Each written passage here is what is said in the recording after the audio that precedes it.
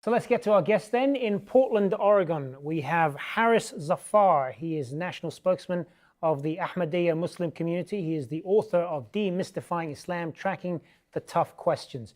So Harris Zafar, obviously this is a story that's generated worldwide attention. I want to ask you, what's been the response from the city of Portland since this attack? Are you heartened by the response? Does it give you hope for the future? And can more be done?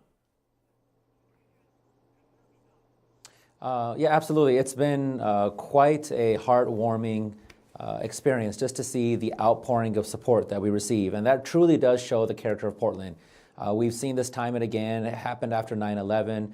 It happened even in a slight manner after the elections, where we receive emails, phone calls from complete strangers telling us that they're sorry for what we're going through, that we're their neighbors, that we deserve to be here, that they're here for us.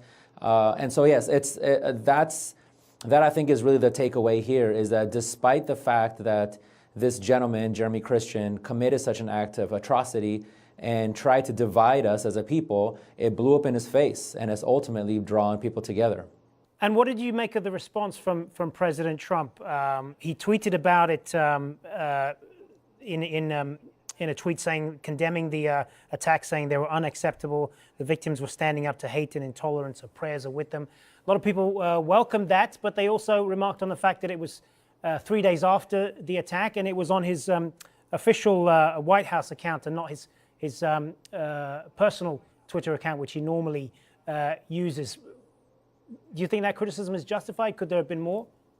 Certainly. Those 2 to 3 days it took for the president to comment certainly were very uncomfortable. I know maybe we're a little spoiled the last 8 years. We did see a leader that did speak out for any act of atrocity. It didn't matter who the victim was, and it did so by way of press conference or maybe even going to visit the city themselves.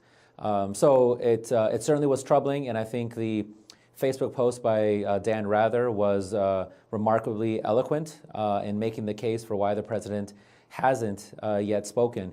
And the fact that it came from the official POTUS Twitter feed as opposed to his own lends to the question of whether it was even written by him, and also the fact that it didn't really reach the intended audience. It should reach his supporters, because not that he himself is a white supremacist by any stretch of the imagination, but certainly he has garnered the attention and the love and support of those who commit these type of acts, and it's important for them to hear that the president stands against such acts.